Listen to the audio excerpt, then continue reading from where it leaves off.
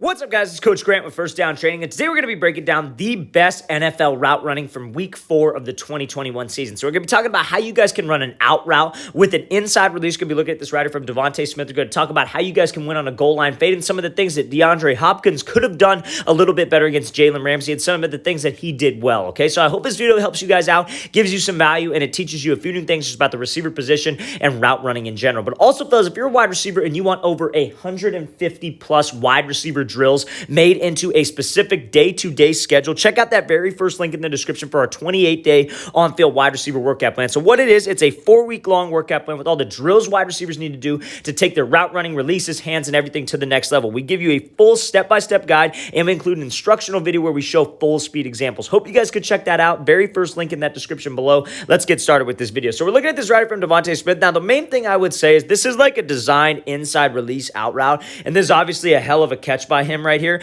But the main thing I would like to say is anytime you guys have to take an inside release on an outside breaking route, you got to make sure that you have a plan to do one of two things. And one of those two things are to either throw by or to be able to restack and give a move at the top, right? So there are going to be times where maybe it's not going to be a designed inside release out route because sometimes they're trying to maybe set something up. They're trying to stretch a certain defender. So they have this receiver take an inside release, right? Or there are times where you have to run just a straight up 10-yard out. And this is more common for high school and youth programs but this DB's outside shade and you don't want to force it. You guys should be able to run no matter whatever route it is. You guys should be able to run any route with any kind of release, whether it's an outside breaking route with an inside release or an inside breaking route with an outside release, right? So now when Smith comes up to the top of this break, I think the most important thing is you got to be able to run and you have to be able to hand fight at the exact same time. So many receivers, what they'll do is as soon as this DB starts getting contact into him, as soon as he starts to get hands, their strides will shorten up and they'll take all these choppy strides, which in turn will make the route a lot longer for that quarterback, and he's going to be sitting there waiting.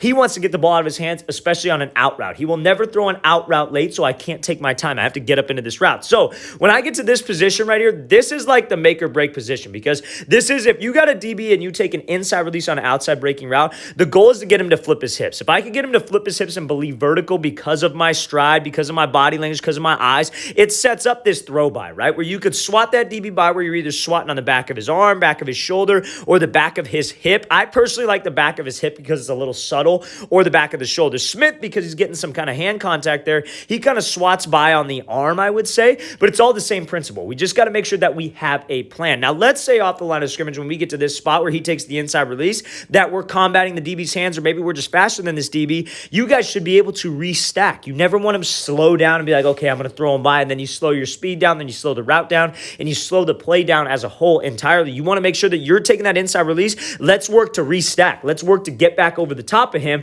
So maybe I throw a move at the top or whatever. So you got to make sure with an inside breaking or an inside release on an outside breaking route, this is the principle that you would want to do. And it would be the same exact thing as if, let's say this DB was hard inside shade, we were lined up here and we had to run a 10-yard in. If that DB runs with me and he's hip to hip, I would throw him by and slip underneath. If I could beat him with speed, I would restack over the top, give him a move, and then run the dig. So the principles apply. So the main thing I want you guys to take away from this is that you guys do not have to take an outside release on an outside breaking route always. This is more of a designed inside release, but make sure that we know how to run every single route, no matter what release it is. Watch the thing again, full speed one more time. Great job by Smith, keeping that same stride, breaking this thing off suddenly, and obviously making that great catch towards the sideline, okay? Now we're looking at this rider from Cordell Patterson. We're going to talk about how this was honestly probably one of the best routes from the weekend. There wasn't too many great routes, I would say, that were ran. So this is one of the few that I really like that focus on a lot of the principles that we focus on as well, okay? So now, if you have to run a fade,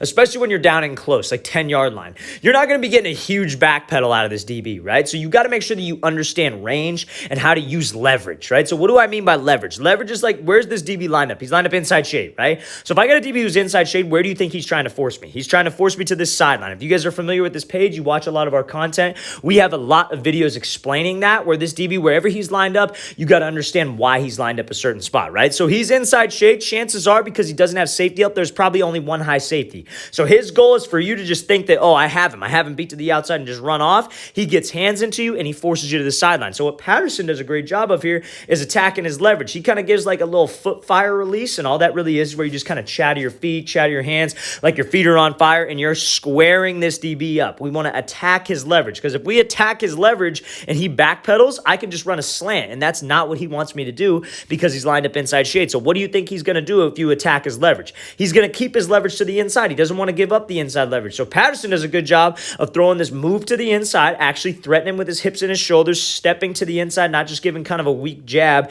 and then going up. But when we can sell with my upper half and actually get this guy, they actually get this DB to just hesitate, right? Because like, here's the thing, the DBs are guessing 24/7, right? So if I can make my routes where it's like, okay, I square you up, I give you a move to the inside, I even threaten him a little bit, like I'm trying to cross his face, that's what's going to get him to jump to the inside or at least hesitate, right? And if I could get him to shift his weight on that outside foot and hesitate, I could get some space as long as I keep my head down and I accelerate. And that's what Patterson does a great job of.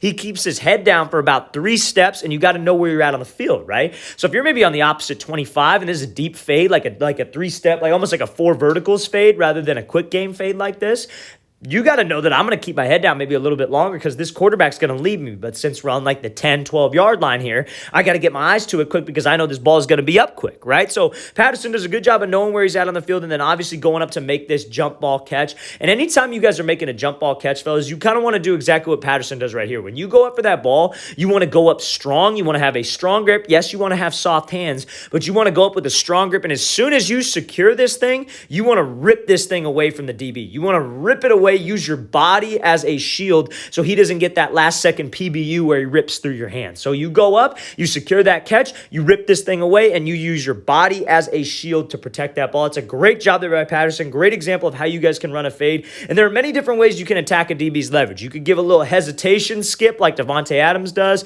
You could give a little foot fire like this. You could just come at this guy hard with 2 hard steps, give him a move to the inside. But you got to make sure when we have an outside route like that against an inside shade DB like this, we got to make sure that we attack his leverage. He wants us to just think that we have it and we just run to the outside, because he'll get right into my hip and force me to the sideline. Make sure that you have that high football IQ, fellas. Let's watch the thing again, full speed. Great job attacking that leverage, giving him that move, and then obviously making that play at the top. Great route there by Cordell Patterson.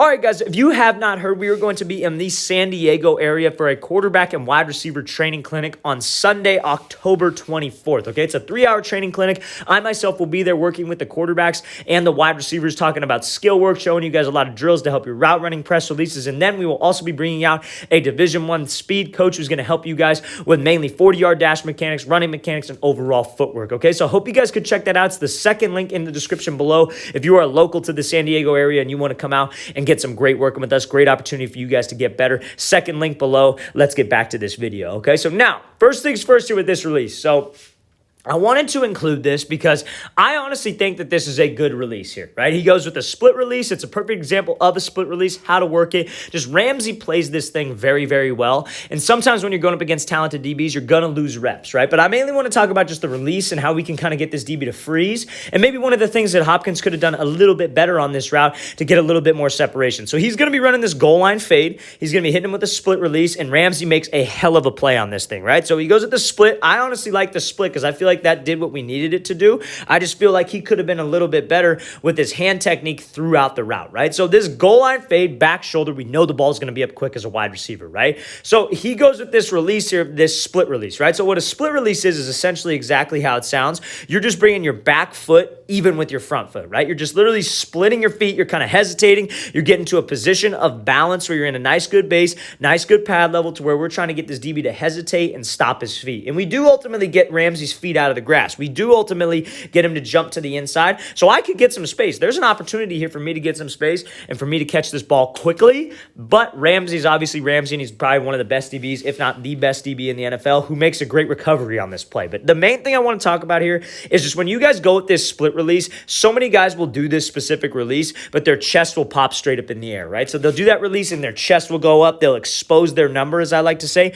Anytime you pop straight up, anytime you don't have a strong base, maybe your feet are real narrow on this, a DB is going to lunge at you, jam you, and knock you completely off this line. So make sure that when you guys do a split release, we get to this specific spot. We hesitate for a second. We get to a position of balance to make this DB hesitate so I can get some space and we get his cleats out of the ground. Now, one thing I think he could have done a little bit better right here is try to combat those hands a little bit better, right? So like as soon as we get up to that outside, our main concern should be fighting those hands, because especially on the goal line when that ball is thrown back shoulder, if we could just get his hands off of me and I could just swap those hands, constantly be fighting, and I'm in a position where he's got no hands and we're in the red zone and there's a back shoulder throw coming, I can make this play. So I think Hopkins did a great job with that split release, great job setting it up, great job getting that DB to sit to the inside. Just got to make sure that we're constantly fighting hands to the outside, fellas. Let's watch the thing again, full speed one more time. Great use of the split release. Just got to make sure that we finish that play. I wanted to include this just mainly so you guys can see that when you're going up against a great DB like this, sometimes we lose, but again,